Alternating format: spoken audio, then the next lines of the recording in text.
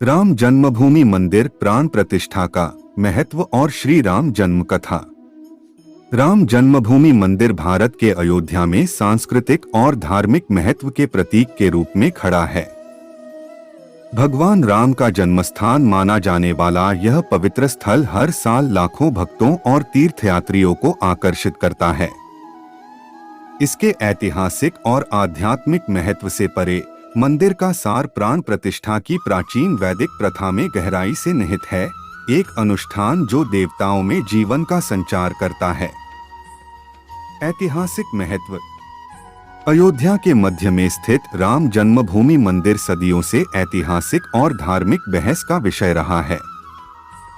माना जाता है कि यह मंदिर उस स्थान पर बनाया गया है जहां भगवान विष्णु के 7वें अवतार भगवान राम का जन्म हुआ था। महाकाव्य रामायण राम के जीवन की दिव्य कहानी और धार्मिकता के प्रति उनकी अटूट प्रतिबद्धता का वर्णन करता है। मंदिर का निर्माण दुनिया भर के लाखों हिंदुओं की सांस्कृतिक विरासत और धार्मिक मान्यताओं का प्रमाण रहा है। प्राण प्रतिष्ठा का आध्यात्मिक महत्व। प्राण प्रतिष्ठा केवल एक औपचारिक अभ्यास नहीं है, इसका अत्यधिक आध्यात्मिक महत्व है।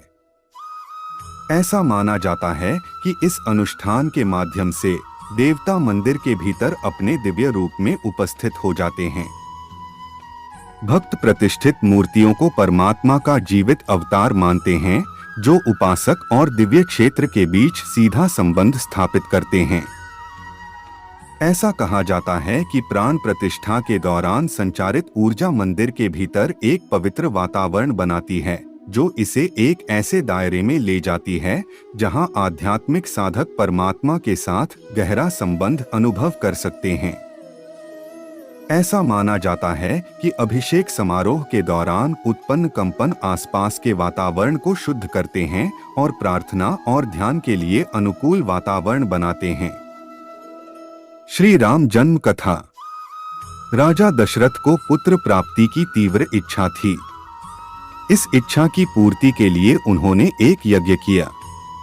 अनुष्ठान के भाग के रूप में उन्होंने श्यामकर्ण नामक तेज घोड़े को 4 गुना सेना के साथ छोड़ने का आदेश दिया। राजा ने सभी बुद्धिमान, तपस्वी, ज्ञानी ऋषियों और विद्वानों को यज्ञ में भाग लेने के लिए आमंत्रित किया। वह चाहते थे कि हर कोई समारोह का हिस्सा बने। जब यज्ञ का समय आया तो राजा दशरथ सभी अतिथियों और अपने गुरु वशिष्ठ के साथ साथ अपने करीबी दोस्त और अंग के शासक लोमपाद के पुत्र ऋष्यशृंग यज्ञ मंडप में पहुंचे, जिसके बाद समारोह पूर्वक यज्ञ शुरू हुआ।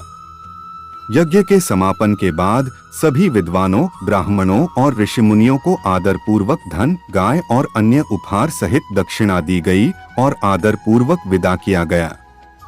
राजा दशरथ ने यज्ञ में बनी खीर अपनी तीनों रानियों को प्रसाद के रूप में दी। प्रसाद ग्रहण करने के फलस्वरूप तीनों रानियां गर्भवती हो गईं। रानी कौशल्या ने एक तेजस्वी, श्यामवर्ण और तेजस्वी बालक को जन्म दिया। इस बालक का जन्म चैत्र मास के शुक्ल पक्ष की 9वीं तिथि को पुनर्वसु नक्षत्र में हुआ था, जब सूर्य, मंगल, शनि, बृहस्पति और शुक्र अपने उच्च स्थान में थे। उसी समय कर्क लग्न का उदय हो रहा था। रानी कैकेयी और रानी सुमित्रा ने भी पुत्रों को जन्म दिया, जो दोनों अत्यंत तेजस्वी थे। राजा के 4 पुत्रों के जन्म से पूरे राज्य में खुशी छा गई। हर कोई जश्न मना रहा था और दिव्य प्राणी गा रहे थे और नृत्य कर रहे थे। देवताओं ने आकाश से पुष्प वर्षा की। राजा दशरथ ने ब्राह्मणों और याचकों को दान और भिक्षा दी और उन सभी ने उनके पुत्रों को आशीर्वाद दिया। आम लोगों को प्रचुर मात्रा में धन और उपहार वितरित किए गए और दरबारियों को रत्न और आभूषण दिए गए। महर्षि वशिष्ठ ने राजा के पुत्रों का नाम राम, भरत, लक्ष्मण और शत्रुघ्न रखा। जैसे जैसे ये चारों बड़े होते गए, राम अपने असाधारण गुणों के कारण लोगों के बीच बेहद लोकप्रिय हो गए। उनके पास अद्वितीय प्रतिभा थी, जिसने उन्हें कम उम्र में भी विभिन्न विषयों में पारंगत बना दिया, जैसे विभिन्न हथियारों का उपयोग करना, हाथियों और घोड़ों की सवारी करना, और भी बहुत कुछ। वह अपने माता पिता और शिक्षकों का सम्मान करते थे और लगन से उनकी सेवा करते थे।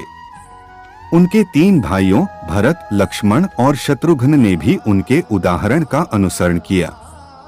आगे चलकर वह बड़े होकर प्रसिद्ध राजा बने, जो लोगों के बीच मर्यादा पुरुषोत्तम राम के नाम से प्रसिद्ध हुए। माना जाता है कि वर्तमान राम मंदिर ठीक उसी स्थान पर बनाया गया है जहां भगवान राम का जन्म हुआ था। संक्षेप में, राम जन्मभूमि मंदिर अपनी समृद्ध ऐतिहासिक पृष्ठभूमि और स्थापत्य वैभव के साथ लाखों लोगों के लिए आस्था का प्रतीक है। प्राण प्रतिष्ठा का प्राचीन अनुष्ठान मंदिर में आध्यात्मिक गहराई की एक परत जोड़ता है, जिससे यह एक ऐसा स्थान बन जाता है जहां परमात्मा का निवास माना जाता है। श्री राम मंदिर की प्राण प्रतिष्ठा, मूर्ति स्थापना और पूजा अर्चना धार्मिक अनुष्ठान के रूप में होती है। इसमें पुजारी मूर्ति को जीवित बनाने का संकल्प लेते हैं, भक्ति भाव से पूजा करते हैं और मंदिर में देवी देवताओं की कृपा का आशीर्वाद प्राप्त करते हैं। इस प्रक्रिया से मंदिर एक पवित्र स्थल बन जाता है, जहां भक्तों को आध्यात्मिक अनुभव होता है। धन्यवाद। ऐसी ही और जानकारी के लिए सब्सक्राइब करें और शेयर करें।